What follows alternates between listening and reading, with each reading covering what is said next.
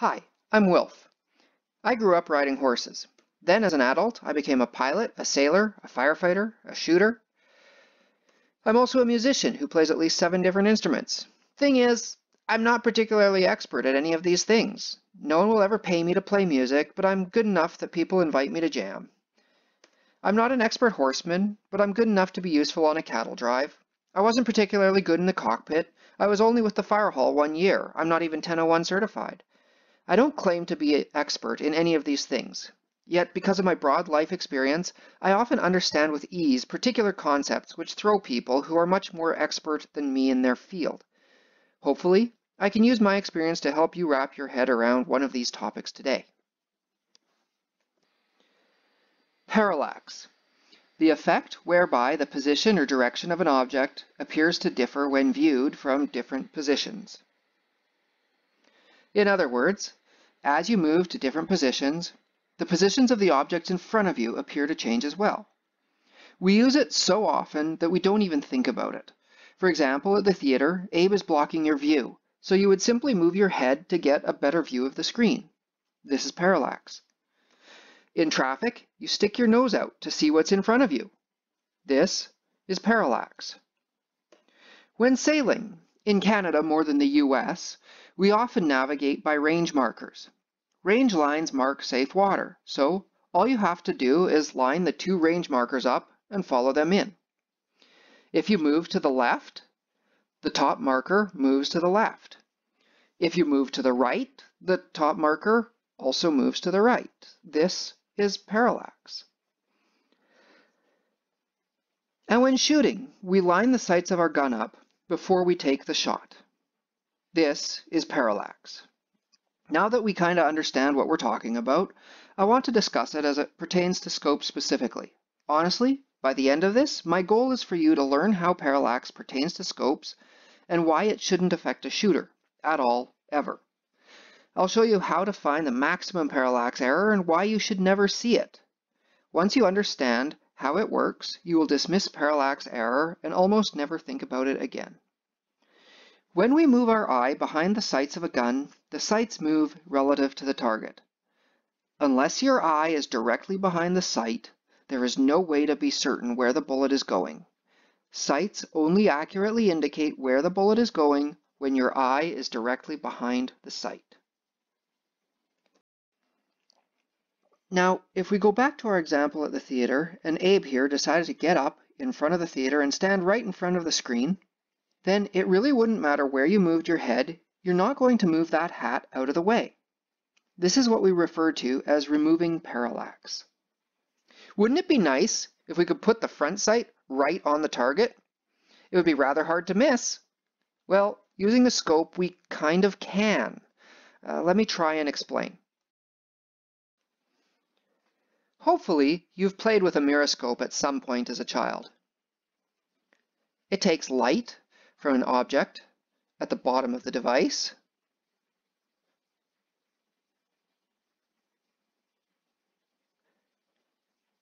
and focuses it to create an image at the top of the device. The diagram from the company I bought it from describes this as an illusion, but I would argue that it is not an illusion at all. Rather, it's a displaced image.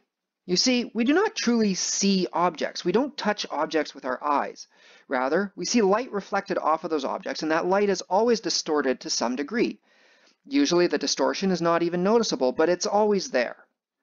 When you look at your hand, you do not see your hand, you see the light from your hand, usually distorted very little, occasionally distorted a great deal, but all the same, it's not an illusion. It's a very real image of your hand. The image you see in a pitcher of water or in a myroscope is just as real as the image of ourselves that we see in the mirror through the air. Both the myroscope and the pitcher of water move the image to a place other than where the object being observed actually is in space. Likewise, a mirror makes an image of you appear at a certain distance away. Some mirrors produce that image very close, some produce that image quite some distance away. This is not an illusion. Though the object in question is not where it appears, the image really is where it is appearing. The oddity of a myroscope is that rather than producing the image behind the mirror, it produces the image in front of the mirror. The fact is that the image can be produced anywhere, in front or behind the mirror. In a scope, this is accomplished with a combination of mirrors, lenses, or prisms. With parallax adjustment, we can move the reticle far out in front of the device, right onto the exact same plane as the target.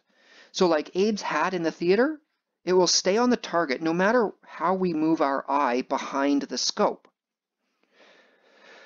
Remember, I said the diameter of the sight also plays an important role in the parallax errors. Similar to how images of objects we see are real, our eye is, in a way, inside the scope.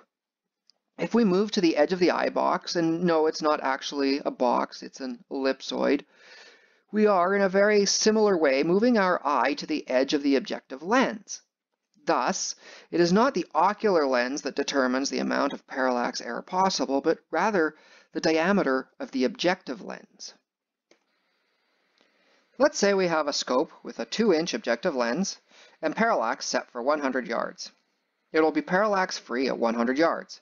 This means that no matter how you move your eye behind the scope, the reticle will always accurately indicate where the bullet is going.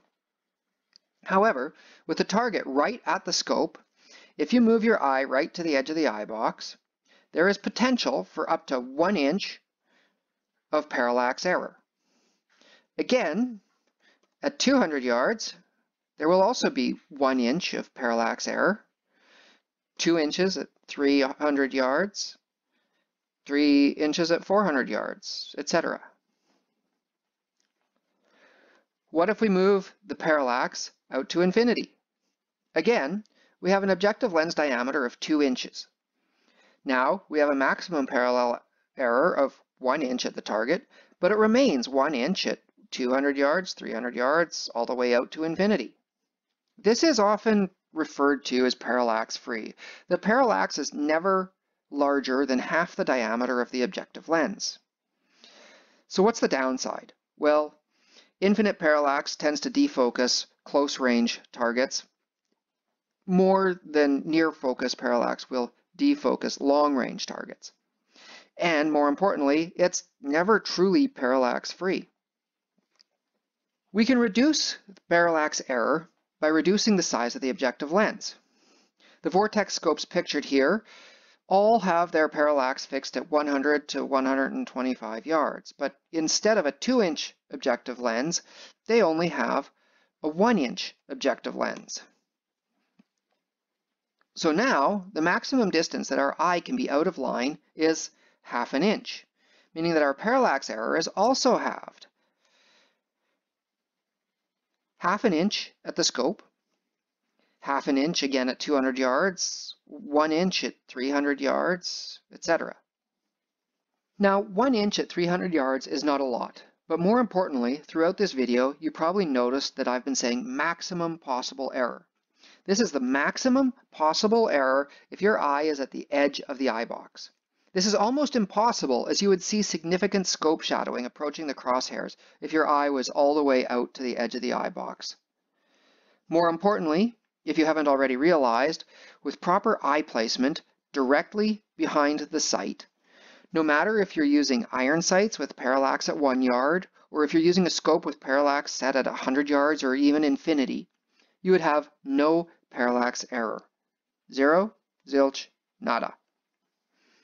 So long as your eye is directly behind the sight. With proper eye placement, there is no parallax. If you keep your eye directly behind the sight, there will be no parallax error. It's for this reason that I highly recommend attending a fundamentals course like Project Appleseed in the USA or Project Mapleseed here in Canada. Now, there are a couple of differences on the political side between the two. Project Appleseed focuses on the right of the people to keep and bear arms enshrined in the American heritage, where Project Mapleseed focuses on maintaining the privilege of law-abiding citizens to keep and bear arms through political and community engagement. I fully expect some fire in the comments for calling the right to bear arms a privilege, and I vehemently disagree with the notion myself, but that is unfortunately the law of the land in which I was born. The important part is that both teach excellent marksmanship fundamentals, meaning that parallax error just isn't something you will ever have to think about again. If, however, you still want an exact calculation of the parallax error of your setup, there's a great calculator over at the Leland West Insurance webpage. In case you missed the irony, I'll say that again. An insurance website based in California has the best parallax error calculator that I've found on the web. If you're in California, you might be happy to find out that there's an insurance provider that still supports shooters like you. Just plug the details of your scope, and it will spit out a chart like this. I'll leave links to this and both Appleseed and Mapleseed in the description below. If this video helped you, I'd appreciate it if you hit the like button so that others like you might see the video pop up in their feed. And if you want to see more content like this, hit subscribe. I don't spam out a lot of content, but if you're subscribed, you'll be notified whenever I do. Finally, whether you're a shooter, a sailor, or a pilot, stay safe and fair winds.